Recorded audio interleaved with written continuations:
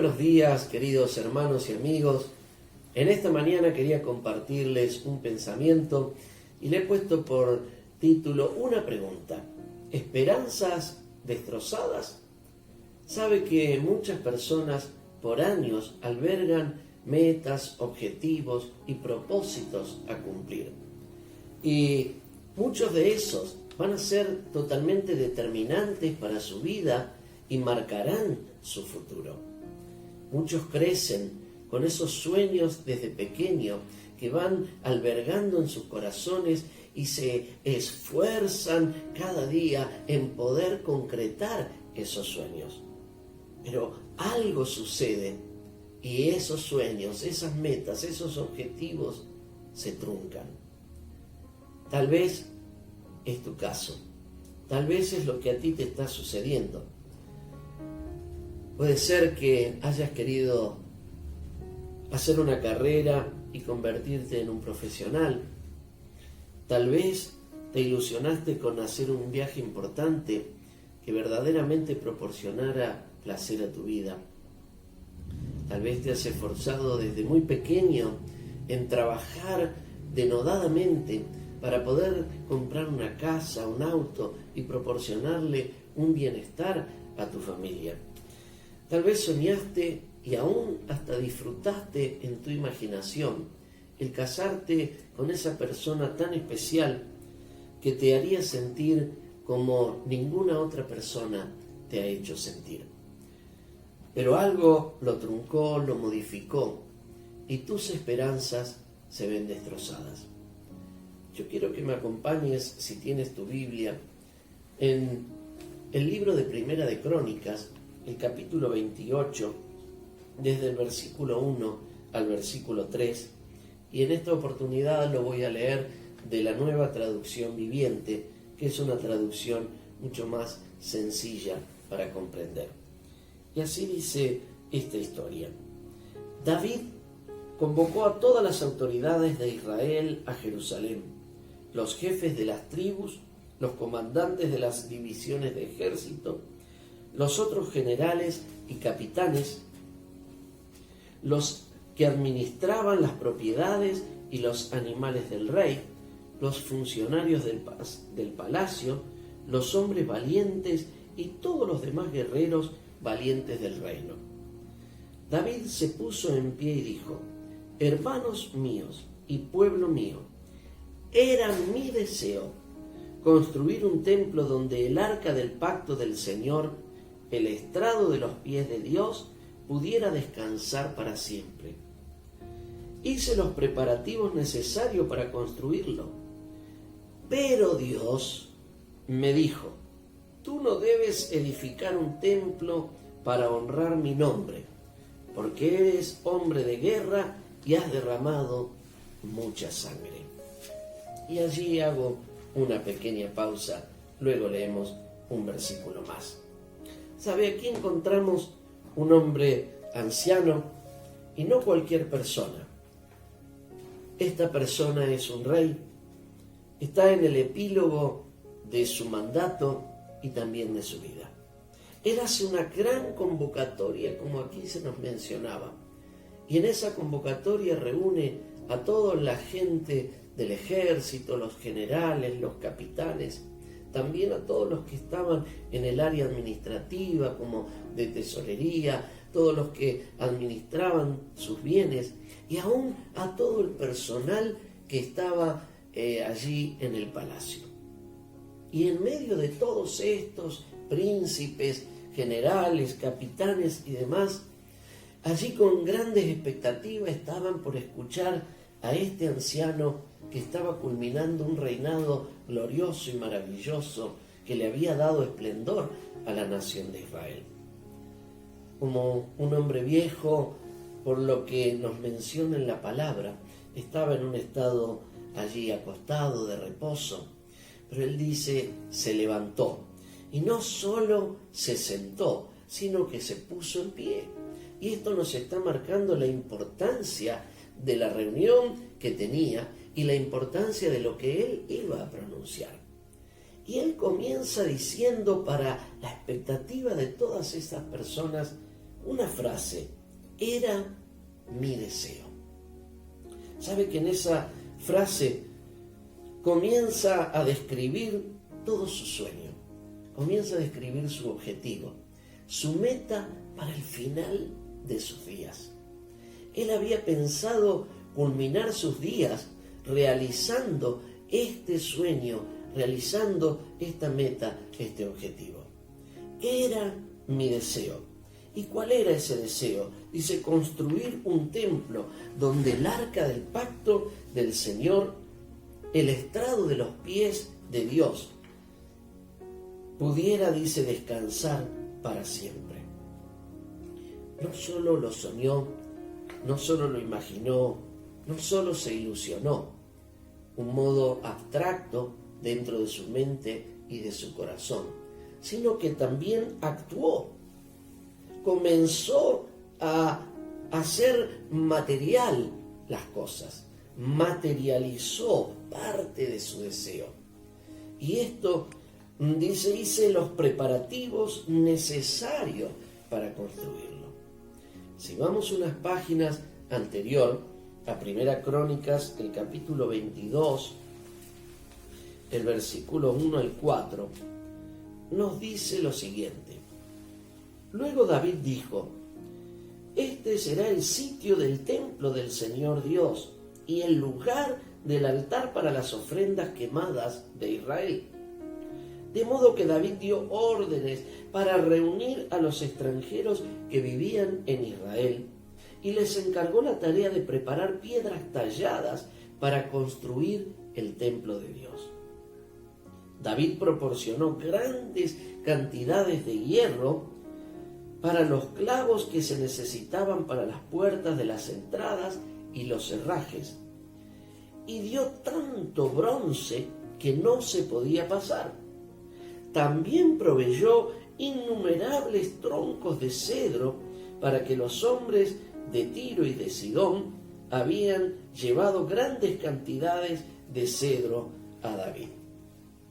Aquí vemos que no solo él tuvo su idea, su ilusión, sus sueños en su mente, en su corazón, sino comenzó a materializar todo este deseo. Comenzó a actuar para poder lograrlo, como tal vez te ha pasado a ti. Tal vez esos sueños, esos objetivos y esas metas que han nacido y han crecido en tu mente y en tu corazón, los has comenzado a materializar, llevando adelante acciones para que esto pudiese hacerse. La ilusión de él, como nos relata en unos textos más adelante de este capítulo 22, era que este templo fuese tan hermoso, tan glorioso, que sea realmente admirado y recordado por el mundo entero. Habló con los arquitectos, se reunieron y allí armaron todo un anteproyecto.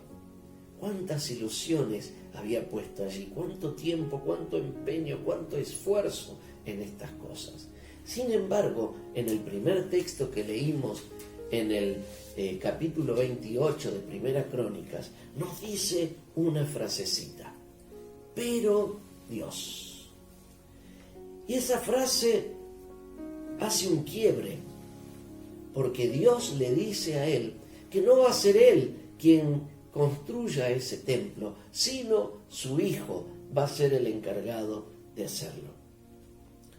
Tú que tienes todos estos sueños, todos estos proyectos y estos objetivos y metas que acuñas por muchos años en tu corazón y que aún van materializando parte de todos ellos. De repente te encuentras con esa frase de pero Dios. ¿Cómo reaccionarás ante ese pero Dios? Tal vez tu carrera se truncó, tal vez aquel viaje nunca se pudo realizar, tal vez te esforzaste y mucho para alcanzar ese objetivo de darle un bienestar económico a tu familia, pero no fue suficiente y no lograste alcanzar la meta. O tal vez esa persona tan especial con la que soñaste y te ilusionaste mucho tiempo en casarte, se casó con otra o con otro. Cuando esto sucede, tú crees que tus esperanzas están destrozadas. No tienes consuelo. No existen otros objetivos. Se diluyó todo lo que por años habías albergado en tu mente y en tu corazón para llevarlo adelante. Tus ilusiones se desinflaron como un globo y cayeron al piso. Sabe que puede hasta que el desánimo te aturda, que ya no tengas la serenidad de poder pensar bien, que no tengas la disposición de sonreír y mucho menos de disfrutar. Crees que tu vida está perdida. Aún más, a veces hasta puedes haber perdido el deseo de vivir. Pero yo quiero decirte una cosa. Un ejemplo que escuché hace varios años de una mujer que me conmovió por muchos meses, y cada vez que recordaba su causa, verdaderamente lágrimas venían a mis ojos. Esta mujer quedó viuda, pero tenía 3 hijos varones. En ellos se encontró el consuelo y la fortaleza de su viudez. Ellos se convirtieron en el principal objetivo, en su principal meta. Vivía para ellos y todo lo que hacía era para entregarles a ellos una mejor vida y un bienestar. Eran su tesoro. Su hijo mayor es llamado a la guerra de las Malvinas y cae muerto en el frente de batalla. El dolor de esta madre fue agonizante, porque es tremendo poder perder un ser querido y mucho más a un hijo. Su segundo hijo, a los 3 años, viniendo de su trabajo en su moto como lo hacía habitualmente, es embestido por un conductor ebrio que le quita la vida. Y su tercer hijo, en el mismísimo día de su graduación de la secundaria, en medio del disfrute de poder ver a su hijo que había logrado ya un objetivo y iba por más, se acerca y le dice a ella que él es homosexual. El corazón de esa madre se fue destrozando poco a poco con todo lo ocurrido, con todo lo que vivió. Y ella llegó a decir una frase que quedó impactada en mi corazón. Dice: no logro describir el dolor que lacera mi corazón y que solo deja una enorme sensación de vacío. Qué tremendo es cuando nos tocan vivir situaciones así, en donde nuestras ilusiones, nuestros proyectos, nuestras metas y objetivos se derrumban por completo. No lo teníamos planeado, no estaba eso en la planificación que habíamos hecho durante años para construir esa meta, ese objetivo. Pero quiero decirte las mismas palabras que dijo este anciano rey en el versículo 4 de 1 Crónicas 28 que estábamos leyendo. Él dice: sin embargo, el Señor Dios de Israel me eligió a mí de entre toda la familia de mi padre para que sea rey sobre Israel para siempre. Pues Él ha elegido a la tribu de Judá para gobernar, y de entre las familias de la tribu de Judá eligió a la familia de mi padre. Y de entre los hijos de mi padre al Señor le agradó hacerme a mí rey sobre todo Israel. Sin embargo, Dios. La primera frase que yo les resalté era mi deseo. Marcaba la ilusión, el proyecto, las metas. Marcaba en él también todo su objetivo. La segunda frase que les hice resaltar pero Dios, porque marcaba una bisagra en donde se truncaba todos aquellos objetivos y metas. Y ahora, una tercera frase que va a marcar una nueva bisagra que se abre. Sin embargo, Dios. Él dice aquí, Dios eligió a la tribu de Judá, siendo que esa tribu no era la primogénita ni tampoco la más grande. También eligió de la tribu de Judá a la familia de su padre. Y no era esta una familia pudiente, ni de las más importantes, ni siquiera de las más numerosas. Y aún de esta familia lo escogió a él, siendo el menor de todos. Por eso él resalta, Dios, pese a que no me permitió edificar el templo, como era mi último sueño, como era mi última meta, como era mi último objetivo, tengo que reconocer que Él me sacó de la oscuridad, de ser un simple pastor de ovejas, y me llevó a ser rey sobre toda la nación de Israel. Me dio un privilegio que ningún otro pudo obtener, y yo lo obtuve siendo que no tenía ningún mérito para alcanzarlo. Y quiero decirte en esta mañana, si tú estás pasando esas dificultades, si tú te encuentras que tus esperanzas se ven truncadas y hasta destrozadas, si te sientes como antes describíamos, como esa mujer que sentía un enorme vacío en su corazón, sentía su corazón totalmente lacerado, que estaba sangrando por todo el dolor que la vida le había causado, tal vez estés en esa situación. Pero déjame decirte, siempre en tu vida hay un sin embargo. Siempre hay un sin embargo. No importa cuán destrozadas puedan estar tus ilusiones, cuán quebrados puedan estar tus sueños, tus metas o tus objetivos. No importa cuánto dolor sientas en tu pecho. No interesa tampoco cuánto vacío sientas en tus entrañas.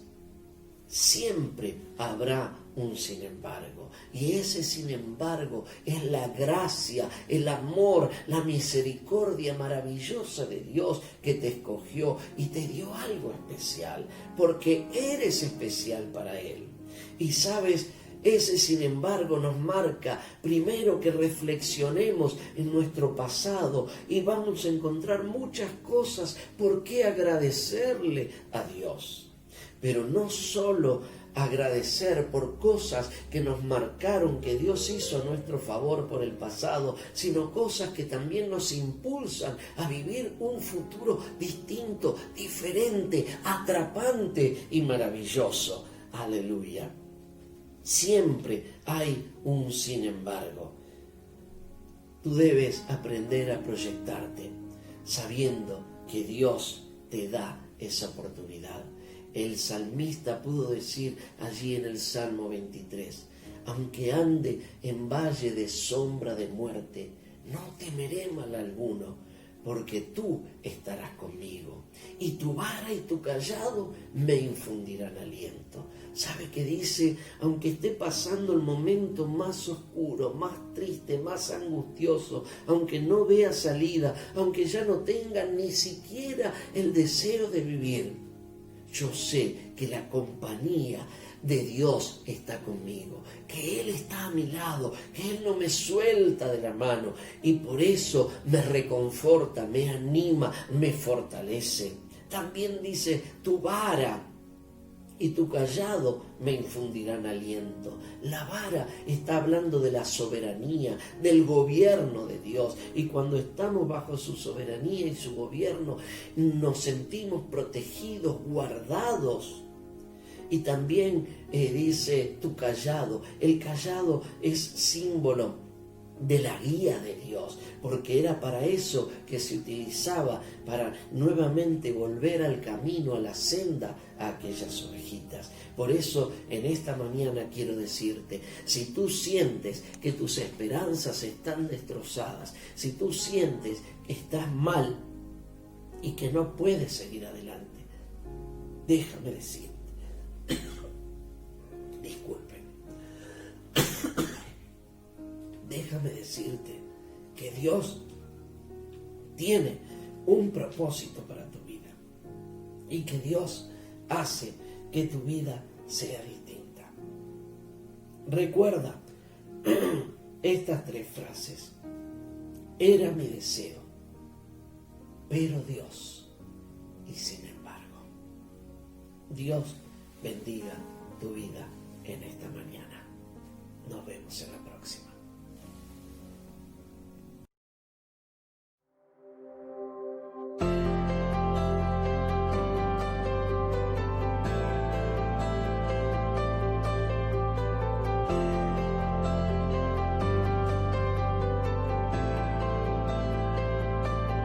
Cuando nada sale bien, sé que tú eres siempre fiel. Confío en tu perfecto plan, sé que tú no me dejarás.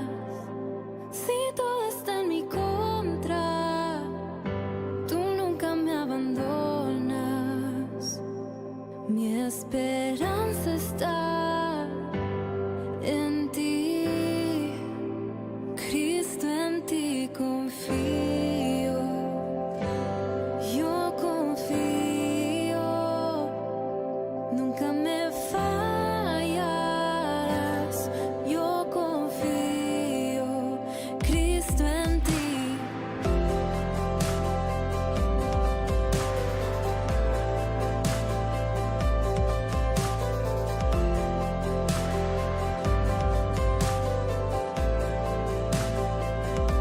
Mi historia en ti segura está. Sé que tú escribes el final. Mis ojos cierro sin temor. Confío en tu eterno amor. Aun cuando me caigo, contigo estoy a salvo. Mi esperanza está en ti. Cristo, en ti confío. Yo confío, nunca me fallarás.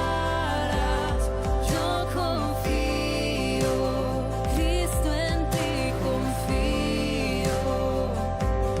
Yo confío, nunca me fallarás.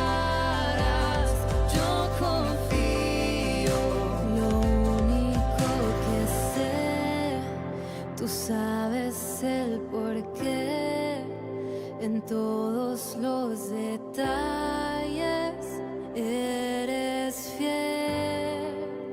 Aun en la oscuridad, tú no me dejarás.